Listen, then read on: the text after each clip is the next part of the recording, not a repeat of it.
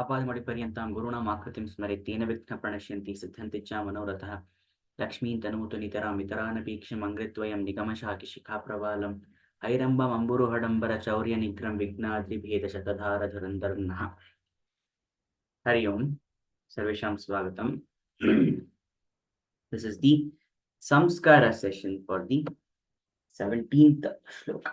So, 17th shloka we learned Yavat Shariradishu Mayaya Atmadhihi Tavat Vidheyo Vidhivada Karmanam.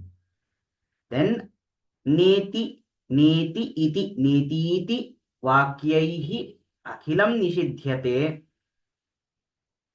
Then Tad Jnatva Paramatma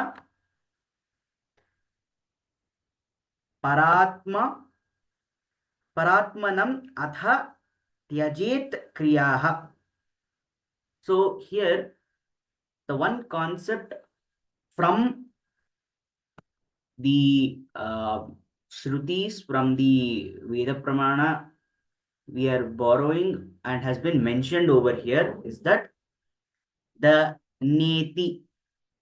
This is a very particular method of negation to find the true form of self. That is, practically speaking, the humans have only conceptualized the concept of a Atma. But to actually feel it, because it is intangible, nobody can tell us that Atma has so attributes or anything like that. That is the reason when the concept of Atma was explained also, it was practically, it is a sadhana to experience the Sukha Dukkhadi gunas. So here, how do I understand Brahman? How do I understand the Atma? How do I understand the Sukshma Sharira? And then through Sukshma Sharira, how do I realize Karana Sharira? So, because as a human, as a manifested form, I am bound by certain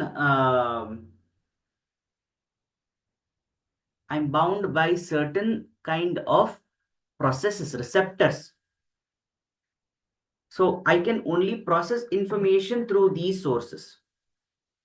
I cannot go beyond that. For example, the only way humans can process information is through the sense organs.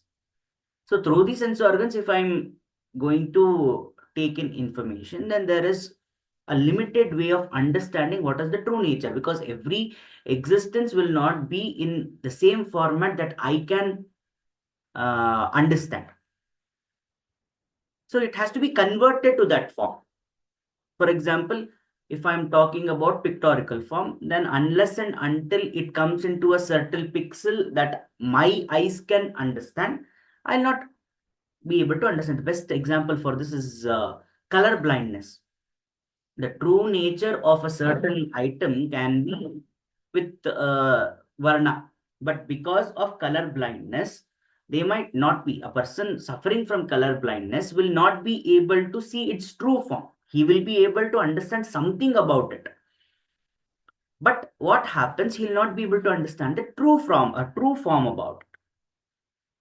But because he doesn't understand that particular color, what he will think? He will think this is the true form.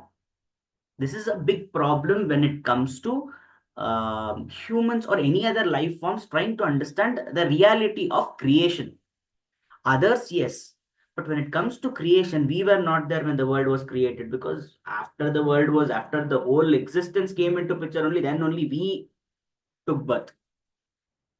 So going back, we have to understand that to understand the initial creation. Why are we understanding initial creation? Because we are talking about Parabrahman. We are talking about the Mula Prakriti that has given rise to the whole creation.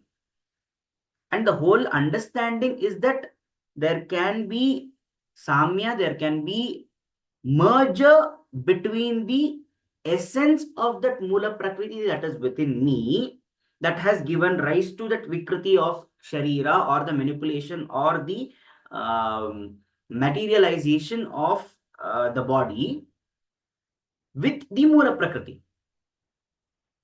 So that Mula Prakriti or Adi Shakti or anything that we want to call the Parabrahman, to understand how that exists, that is the nature of the Parabrahman, we should be able to first understand how our interior or how our internal structure is. That is, we have to separate the Stula Sharira and Sukshma Sharira, understand Sukshma Sharira. Through the Sukshma Sharira, we have to try to understand Karana Sharira, because there will be transference of gunas. So there, because we have to try and understand something that is beyond us. Like for example, simple understanding would be of cuisine. Somebody who has not tasted, let us say, Odisha cuisine. What they do, they will try to taste Odisha cuisine in some other place, because they've never been to Odisha. So since they have never been to Odisha, they have never experienced the culture over there. Since they have never experienced the culture over there, they'll not be able to understand what is the nature of the food consumed over there, why it has been developed. Every locality, every geographical area evolves their food habits with respect to their weather, their tolerance to spices, etc., etc., etc. So what happens is, now when I'm not able to understand, because I'm not exposed to that culture, the only way I can make any guesswork with regard to the culture of Odisha is probably through the food. So now what I'm going to do, I'm going to taste the food somewhere else. Somewhere where I don't need to go to Odisha itself. I'm going to maybe make some cuisine, some Odisha based cuisine, some dish, taste it. And then based on my taste buds, that means based on my understanding of what is spicy, what is not spicy, based on my understanding of what is flavor, etc., etc., etc. I'm going to try to understand or try to build an expectation towards the culture of Orissa. Why they have come, developed this kind of taste, why they have a taste towards this kind of things, etc., etc., etc. So, what has happened is, the true nature of Brahman, the true nature of the Mula Prakriti, the true nature of the source from which we have been created, nobody knows what it is, because I have to understand that, because there is only Arsha Drishti, some rishis through their divine presence, the divine Drishti, that is a vision, is able to conceptualize certain things. They have given certain concepts. But for us to understand, it is not possible for us to do that. How did they do it also? It is through the same method only. But for us, it is not, we are not able to go back that further, that back in time and experience it. So therefore, we are trying to retrospectively look at the evolution and say, okay, if I'm able to walk on two limbs, I need balance, well developed balance. If I didn't have well developed balance, maybe I needed some more support. So there, maybe I was walking with three limbs, four limbs. I look around, okay, four limbs, many animals are walking. So we can say four limbs is probably the most appropriate assumption. Like this, I'm trying to build a retrospective understanding of evolution. So here also, what we are trying to do, because the information that we are processing has been tailored down, customized to the way we can understand, like language. I'm explaining it in English, but the source of these texts is actually Sanskrit. So for anybody to understand what this phrase actually means, they have to understand these phrases, these vakyas in Sanskrit itself. But can we immediately jump towards that? No, because we don't have that knowledge. So first, because I'm giving it to you in English, let's try to understand it in English first. Whatever explanation is possible, then try to understand what is the source of these vakyas in the granthas. Then what are the drishtantas, examples they have given? Why they have advocated for this kind of method? This kind of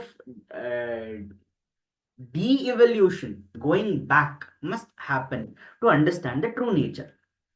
Now, in terms of understanding the Brahman, because I'm understanding it through the body, which is the receptor for these kind of information, I will find it very difficult to separate the Sukshma Sharira and Stula Sharira. Therefore, the process of neti means na iti. So, through that, what I'm saying, I'm trying to understand that whatever is my conceptualization of this Atma is, that is not right. It is not that. So, na iti. So, there is a very popular question in psychology where they ask, who are you? So, if I say, I'm a human, then the retort is, nobody asked you what species you belong to. Who are you? I say, I'm a male. Nobody asked you what gender you belong to. Who are you? So, like this, there is na iti. Whatever is the answer I am able to come up with, whatever is the answer that I am able to come up with for the question, what is Brahman? That has to be negated, because anything that I am trying to answer it through, if the answer materializes, it means it is wrong, because it has been influenced by manifestations, material manifestations. So ultimately, what do we mean by the Brahman? The answer is only received when we experience it, not when we express it. So any expression, na iti, I'm saying what is Brahman. So maybe the most simple understanding would be, okay, it is soul. What do you mean by soul? And now, soul, they say, is the essence of the body. No, that is not right. So na iti, no, that is not right. Once again, go back, think again. So now I'm going back, okay, again, so that it is not the essence. Then what does the soul, not does the Atma do? With the Atma, I am able to experience emotions. Because without the Atma, a person cannot uh, experience emotions. Let take example for example a dead body. The Atma is not there. Therefore, that body is not able to understand. So Sharira is not able to understand. So obviously, there is some tattva within the Sharira that is helping us process emotions. That is called as the Brahma Tattva, the Atma, etc., etc. So in this case, we know that we can separate it. Then if we say, okay, through that only we can understand emotions. Through that only we can feel sukha dukkha. Then again there is an eti over there saying, let us say I have lost Kriya Shakti in this palm. Then what happens? I take a pin and I try to poke. I will not understand pain. But my Atma is still in my Sharira. So I'm doing something that initiates pain as per my understanding, as per my materialistic understanding. But it is not creating pain. So now what is the understanding of Atma? Because there is a huge process of negation. whatever I can express, I am going to negate it. That means I'm going to say, no, this is not it. Then ultimately I will land, I will fall into a deep thought of realization where I'm thinking so much about what is the true nature of Atman. I realize it, I experience it, but I cannot express it. So this is the process of neti. So this has been mentioned in many of the texts, most popularly, I think, Brihadaranyaka Upanishad. This has been mentioned. So when they mention it, and even in there is also one more Gita called as Avadhuta Gita. Avadhuta Gita, there are 38 different kinds of Gitas. So out of that, this is one of the Gitas. So there also um, तत्त्वमस्यादिवाक्येन स्वात्मा हि प्रतिपादितः नेति नेति श्रुति ब्रूयाद अनतं पंचभौतिकम्. So that means by the Tattvamasi Vakya, this is also mentioned from Brihadaranyaka Upanishad itself, by the sentences as Tattvamasi, our own self is affirmed. How? That Tattvamasi, when we go to that particular phrase, we will find it. It is mentioned in this Gita also. That is the importance of Tattvamasi. So while understanding there also what happens, we need to understand that this is beyond the five elements, the tat and tvam. What is tvam? Tvam is us. Tvam is us. Who are you? Again, that question occurs. If we say we are somebody who is made up of five elements, so there are different ways of understanding who you are. So our own self needs to be affirmed. For that, we need to understand what is untrue. Anything that we have, we are able to express is untrue only. What we can experience is difference. That is the truth. Therefore, through this process of neti, na iti, I have to tyajet, I have to give up, I have to renounce my preconceived understanding of who I am, of what is the importance of my sharira, what is its realm, what is my atma able to give this sharira, how is atma and sharira related. Only when I am able to experience self, that is atma, consciousness, pure consciousness, so that is when we will be able to understand this concept of neti, and it is through the process of this neti only we are able to achieve this. So that is the reason this is present in both Advaita philosophy and Visishta Advaita philosophy, where both the acharyas have they have mentioned that this is a very important. Actually, in Visishta Advaita, it's a little complicated. Some it neti na iti is not the negation. In Visishta Advaita, I think it is Vedartha Sangraha. In Vedartha Sangraha, Bhagavan Ramanujacharya, he says neti is not with regard to something that isn't. Na iti, right? Na iti means no, no. So whatever I'm saying, it is no.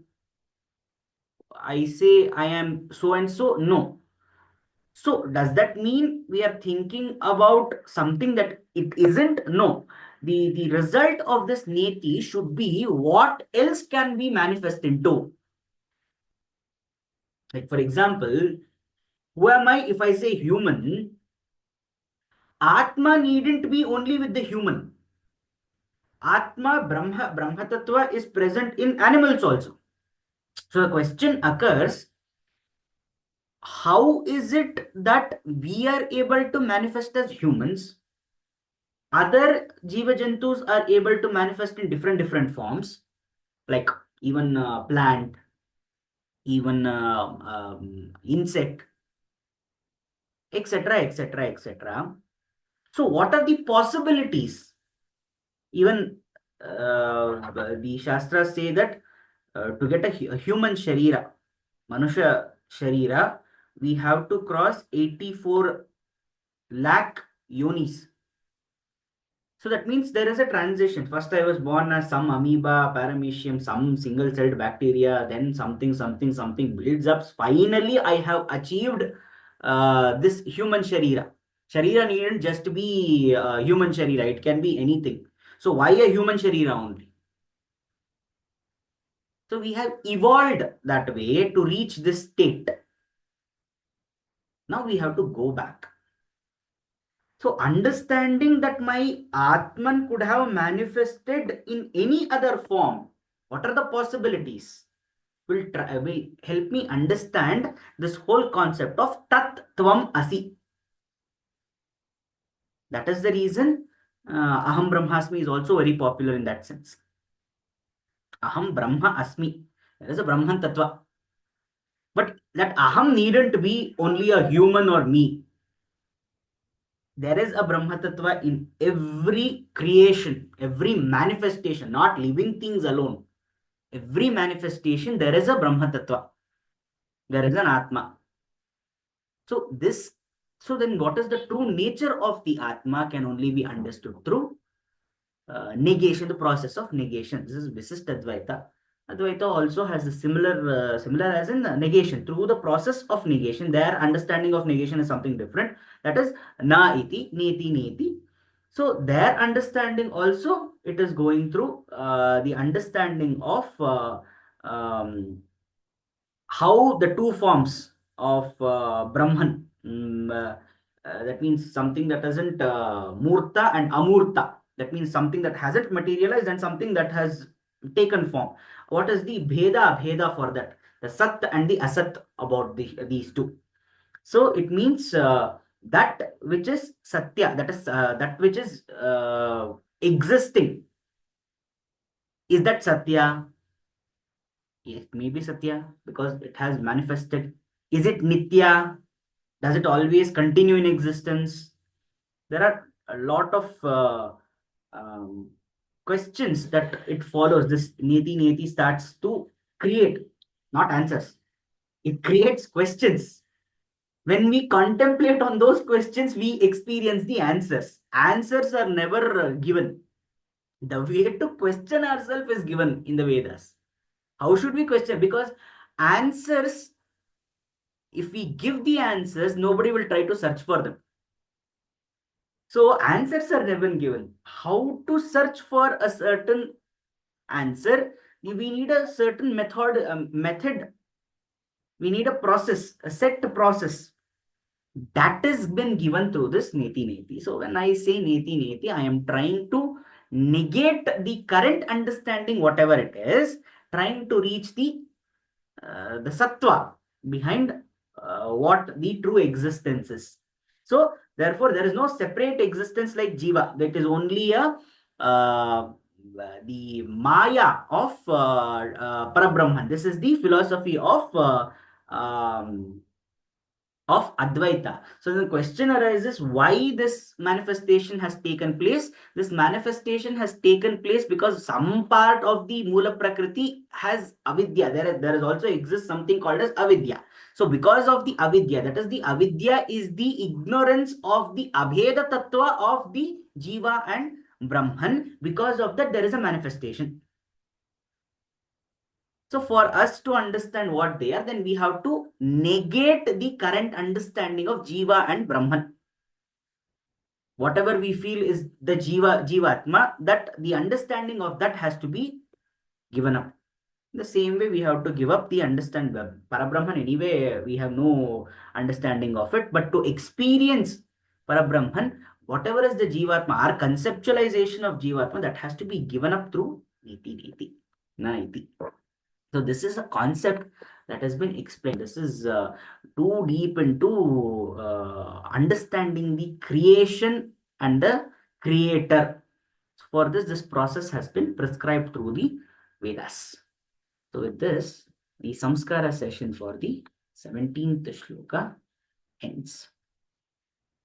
स्वस्ति प्रजाभ्यः प्रतिपालयन्तां न्यायेन मार्गेण मही महिषा गोब्राह्मणेभ्यो शुभमस्तु नित्यं लोकाः समस्ताः सुखिनो भवन्तु कायेन वाचा मनसेन्द्रियैर्वा बुद्ध्यात्मना वा प्रकृते स्वभावात् करोमि यद्यत् सकलं परस्मै नारायणायेति समर्पयामि।